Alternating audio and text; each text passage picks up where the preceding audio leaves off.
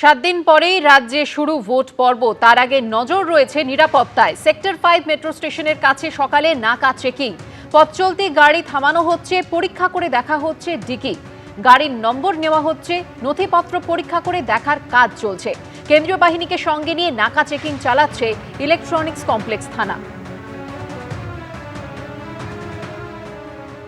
ভোটের আগে শহর জুড়ে চলছে নানান জায়গাতে নাকা চেকিং। এই মুহূর্তে আমরা রয়েছি সল্টলেক সেক্টর 5 মেট্রো স্টেশনের কাছে, যেখানে ইসিপিএস বা ইলেকট্রনিক কমপ্লেক্স থানার পুলিশের তরফে এবং সেন্ট্রাল ফোর্সের তরফে বিভিন্ন যে প্রাইভেট গাড়ি রয়েছে, কোনো সময় কোনো কমার্শিয়াল গাড়িও রয়েছে, সেগুলো নাকা চেকিং চলছে। প্রথমে সেই গাড়ি থামানো হচ্ছে, গাড়ির যিনি মালিক রয়েছেন বা যিনি গাড়িটি চালাচ্ছেন তার সমস্ত নথিপত্র যাচাই করে নেওয়া হচ্ছে এবং তারপরে গোটা গাড়ির বিভিন্ন জায়গা তা কিন্তু সার্চ করা হচ্ছে এবং তারপরে গাড়ির নম্বর এবং গাড়ির যিনি ওনার রয়েছেন তার নাম কিন্তু লিপিবদ্ধ করা হচ্ছে। মূলত সল্টলেকে ঢোকার মুখে এই যে জায়গা যেখানে নাকা চেকিং চলছে, সেখানে কোনো রকম গাড়ির গতিবিধিতে সন্দেহজনক কিছু দেখলেই সেই মুহূর্তে কিন্তু সেই গাড়িকে পরীক্ষা করা হচ্ছে। নির্বাচন কমিশনের যে নির্দিষ্ট রেগুলেশনস রয়েছে, নির্বাচনের আগে বা নির্বাচন চলাকালীন যে প্রত্যেকটা গাড়ি যদি সেখানে তাদের যদি কোনো রকম সন্দেহজনক গতিবিধি হয়, তাহলে সেক্ষেত্রে সেই গাড়ি দাঁড় করিয়ে সেটাকে চেকিং করতে পারে প্রশাসনের তরফে। ঠিক সেই জায়গাতে দেখা যাচ্ছে সকাল সকাল বিভিন্ন জায়গাতে সল্টলেকের সেখানে কিন্তু এভাবেই নাকা চেকিং চলছে। দেখা যাচ্ছে যে যিনি চালক রয়েছেন তার সমস্ত ডিটেলস তা কিন্তু লিপিবদ্ধ করা হচ্ছে এবং সেন্ট্রাল ফোর্সের তরফে গোটা জিনিসটির কিন্তু ভিডিওগ্রাফি করা হচ্ছে। ক্যামেরা দীপ্তেন্দু চক্রবর্তীর সঙ্গে সুকান্ত মুখোপাধ্যায়, এবিপি আনন্দ, সল্টলেক।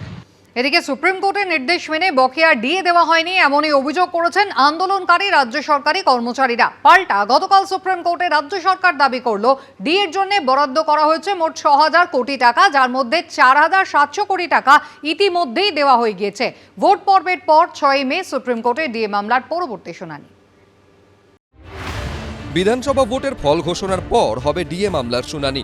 বুধবার মামলাকারীদের অভিযোগের মুখে রাজ্য সরকার সুপ্রিম কোর্টে দাবি করল ডিএর জন্য বরাদ্দ করা হয়েছে 6,000 কোটি টাকা, এর মধ্যে 4,700 কোটি টাকা ইতিমধ্যেই দেওয়া হয়ে গেছে।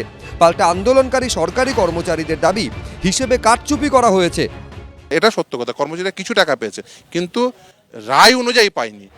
গত 15ই মার্চ বিধানসভা ভোটের দিনক্ষণ ঘোষণার দিন মমতা বন্দ্যোপাধ্যায় বকেয়া ডিএর কিছুটা অংশ দেওয়ার কথা ঘোষণা করলেও রাজ্য সরকারি কর্মচারীদের একাংশের দাবি সুপ্রিম কোর্টের নির্দেশ মেনে বকেয়া ডিএ দেওয়া হয়নি।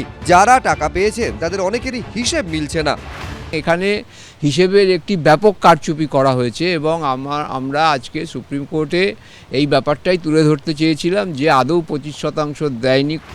এরই মধ্যে ফের সুপ্রিম কোর্টে দ্বারস্থ হন আন্দোলনকারী রাজ্য সরকারি কর্মচারীদের সংগঠন। সেই মামলায় বুধবার রাজ্য সরকারের আইনজীবী কপিল সিব্বল আদালতে দাবি করেন তারা কমিটির সুপারিশগুলি মেনেছেন।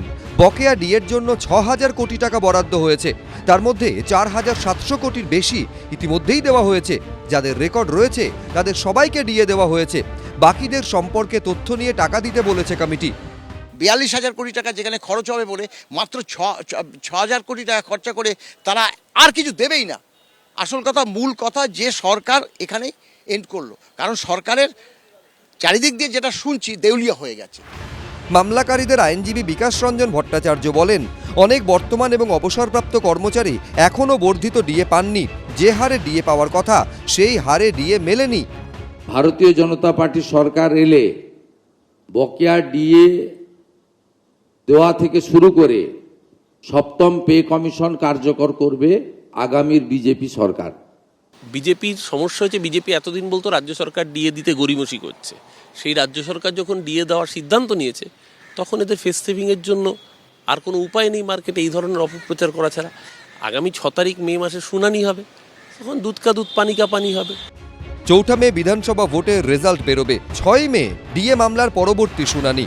সৌভিক মজুমদার, বিজেন্দ্র সিংহ, হিন্দোল দে, এবিপি আনন্দ। তিনি জোর কদমে প্রচার চালাচ্ছেন। আছে ব্যাংক ব্যালেন্স, সঞ্চয়, বিনিয়োগ ও বীমা। রয়েছে পরিবার সূত্রে পাওয়া সম্পত্তিও। আজকের আয় ব্যয়ে বরানগরের বিজেপি প্রার্থী সজল ঘোষের সম্পত্তির খতিয়ান। 2024-এর উপনির্বাচনের প্রতিদ্বন্দ্বিতা করে জিততে পারেননি। 26-এর বিধানসভা ভোটে ফের সেই বরানগরেই সজল ঘোষকে প্রার্থী করেছে বিজেপি। মাটি কামড়ে প্রচার চালাচ্ছেন তিনি। গরমে ঘেমে জল হয়েও বাড়ি বাড়ি পাড়ায় পাড়ায় পৌঁছে যাচ্ছেন বিজেপি প্রার্থী সজল। ভোটের বাজারে ভোটারই তাঁর সম্পদ, কিন্তু বরানগরের বিজেপি প্রার্থী সজল ঘোষের সম্পদের বহর কেমন? মনোনয়নের সঙ্গে পেশ করা হলফনামা অনুযায়ী 2024-25 অর্থবর্ষে সজল ঘোষ আয় করেছেন 16,20,880 টাকা। একই অর্থবর্ষে তাঁর স্ত্রী তানিয়া ঘোষের আয় 11,18,070 টাকা। হলফনামা অনুযায়ী মনোনয়ন পেশের সময় সজল ঘোষের হাতে ছিল নগদ 3,84,763 টাকা এবং তার স্ত্রীর কাছে ছিল 2,26,540 টাকা। সজল ঘোষের দুটি ব্যাংক অ্যাকাউন্টে রয়েছে মোট 7,83,145 টাকা। ব্যাংকে তার স্ত্রীর নামে অ্যাকাউন্টে রয়েছে 38,826 টাকা। এফডি, মিউচুয়াল ফান্ড এবং এলআইসি মিলিয়ে সজল ঘোষের বিনিয়োগের পরিমাণ 1,15,41,500 টাকা। আর তার স্ত্রীর বিনিয়োগ রয়েছে 30,08,000 টাকা। বরানগরের বিজেপি প্রার্থীর নিজের কোনো গাড়ি নেই। তার স্ত্রীর নামে একটি সেকেন্ড হ্যান্ড গাড়ি রয়েছে, যার বাজার মূল্য 4,77,980 টাকা। হলফনামায় সজল ঘোষ জানিয়েছেন তার কাছে 307.9 গ্রাম অলংকার রয়েছে। 31শে মার্চ অনুযায়ী যার বাজার দর 36,94,800 টাকা। স্ত্রী তানিয়া ঘোষ 495 গ্রাম অলংকারের মালিক, যার বাজার দর 59,40,000 টাকা। সব মিলিয়ে সজল ঘোষের অস্থাবর সম্পত্তির পরিমাণ 2,06,46,161 টাকা।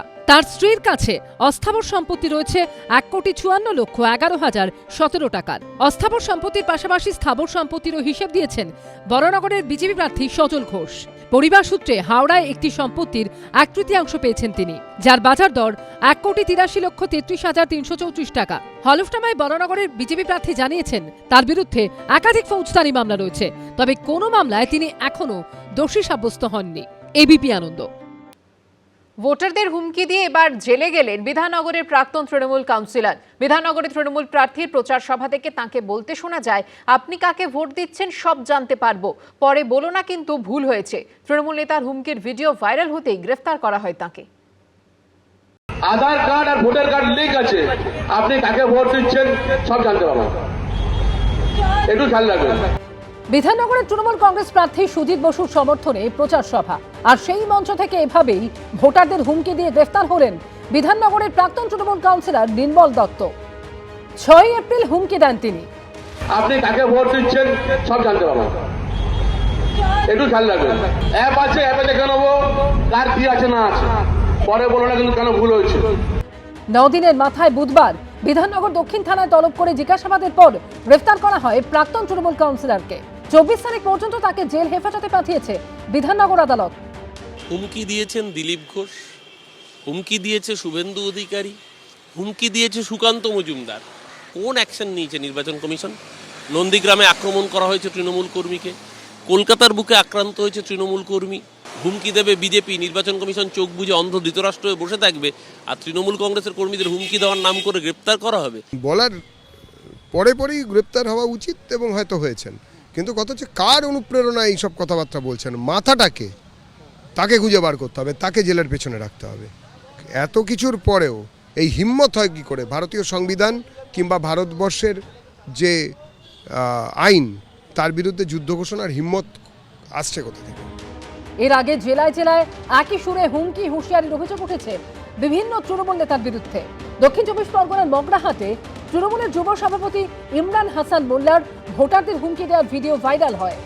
জোড়া ফুলের বাইরে যদি কোনো ভুল করে হোক, যদি অন্য জায়গায় ভোটটা পড়েছে, পিঠটা ফুলে বালিশ হবে।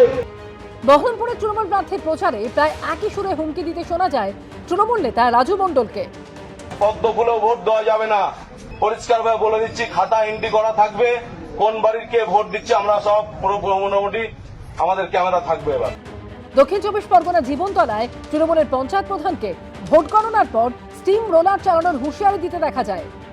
এখানে বেঈমান বিশ্বাসঘাতকতা করে খলবে নল চালাবার চেষ্টা করছে, গণনার সন্ধ্যার পর থেকে তাদের উপরে স্টিম রোলার চলবে।